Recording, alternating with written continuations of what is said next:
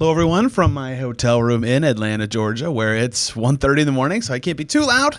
There's other people in the building, but we have a lot to discuss. Pacers Hawks was fun. First time seeing State Farm Arena. It's very nice. The Pacers' performance in the fourth quarter was not very nice. I covered the team for Forbes and Locked On Pacers. Already a podcast up if you want to hear my extended thoughts on this game, but just some quick ones with lots of notes to get to because so much happened in this game. Pacers were winning way more often than they were losing. A quick glance at the game chart shows, it was kind of a game of runs, but the Pacers were mostly better. They had multiple double-digit leads. Hawks were not up more than 5 until very late in this game, right? Pacers were largely in control, but a lot of their bad stretches came via their bench, which we'll get to later, and their worst stretch happened at the worst time, the end of the game. The fourth quarter was all Hawks. They were much better down the stretch. 38-24 final quarter, a little bit inflated statistically because of the free throws the Hawks were given at the end via intentional fouls from the Pacers, and yet so much went wrong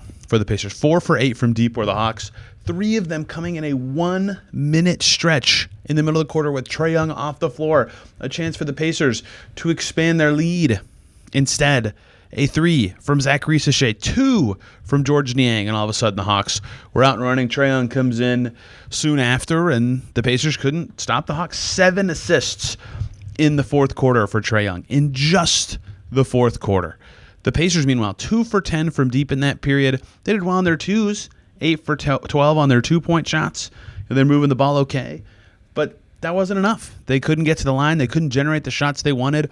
Pascal Siakam, after the game, talking to him, the video of that interview is right on this channel, talked about they couldn't get in the paint enough, in this game. And without Tyrese Haliburton, that was certainly a concern that they should or could have. And you really saw that in the fourth quarter, right? The twos they got were good, but it was tough for them to get them. It was only about half their shots in that period. And the threes they got were much lower quality than they're used to. That is where Haliburton was missed the most in terms of him creating threes for himself and for others. So down the stretch, it was tough for them to get good shots, but they only scored 24. Hawks got out and ran and punished them for it, and they particularly did well at the paint. Hawks go 8 for 10 on twos in the fourth quarter. They were rolling inside the arc.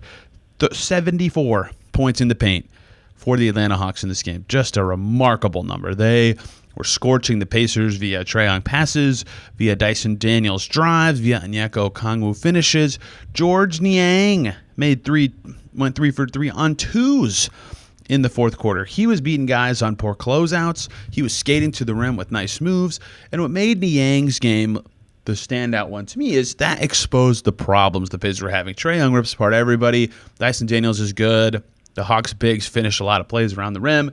Niang showed, 1, the Pacers' lack of focus on just general closeouts, but 2, when he would get going toward the rim inside the arc, Pacers had a lot of just a little bit slow rotation, communication. They didn't know who should help. They didn't know when. And that was kind of reflective of their whole game to me. They didn't have Tyrese Haliburton or Ben Mathurin. They were playing some lineups that are a little atypical, not bad, just atypical. And at times it felt like there was some hesitation, whether who should be rotating, when they should be rotating. Should it be Niang's man? Should it be someone else? Should it be the low man?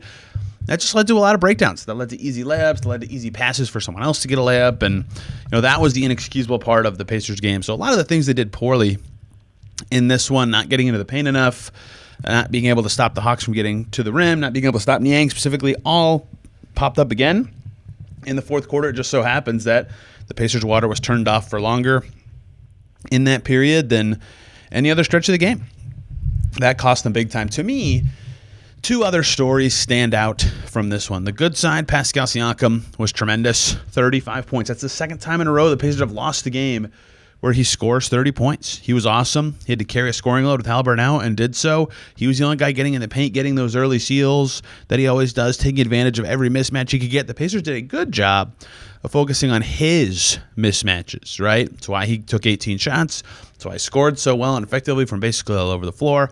Hawks have good defenders for him, but Siakam was locked in. He was doing some of my favorite Siakam things, and that's when he just slowly and steadily beats a team up with turnaround jumpers from 2 and spin moves and little post fades that no one can guard. It was just so impressive to see him rip apart the Hawks the way that he was, who never really figured out how to slow him down, but he couldn't get back in the fourth quarter early enough, and that really hurt the Pacers. However, only 8 shots for Miles Turner, the fewest of any Pacers starter. McConnell took more than him. Ben Shepherd was even. 0 shots in the second half. That showed, a lot of the switching and matchups were favoring Siakam, but not Turner with the way the Hawks were defending. And, Halliburton wasn't there to help Turner get going. Turner was amazing in the first half of this game and never got anything going in the second half. The other story of this game, the bench for the Pacers. Dreadful bench scoring 22-50 in favor of the Hawks. Georges Niang, who I already talked about a lot, 24 points, more than the Pacers bench by himself. Obi Toppin, 1 for 5 in this game with 2 turnovers. He was minus 12. He was not helpful at all. Completely opposite game he had from the one Pascal Siakam had.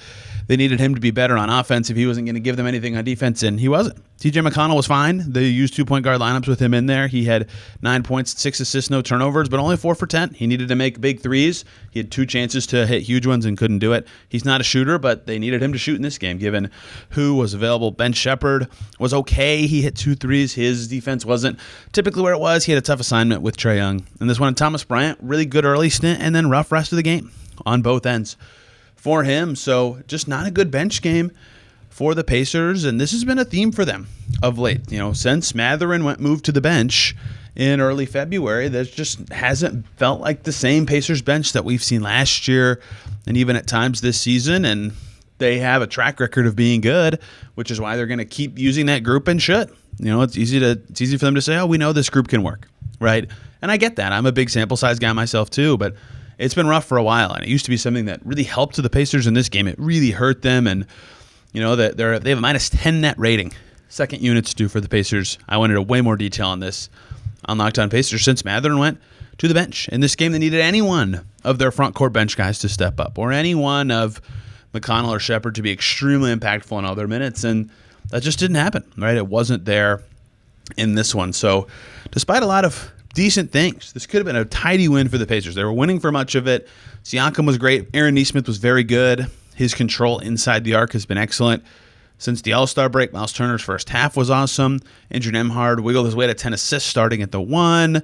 They found some creative lineups. Jarris Walker started after not being in the rotation for a little bit, had 8 points and 7 rebounds. I thought he played pretty well. A lot of stuff that could have been hammered home as a very positive night for the Pacers had they won this game turns into a night where they are left looking for answers on how they can rebuild their rotation if they need to, on how they can support Siakam, on how they can protect the paint better, because they play the Hawks again in 2 days on Saturday. Well, they will look for the answers to those questions and try to be better. Perhaps they get Halliburton back, perhaps they get Mathurin back. Either way, I will be in the building once again. I hope to do this video for this channel in the arena Saturday night. We'll see if that is actually possible. They very quickly flip that thing for other events.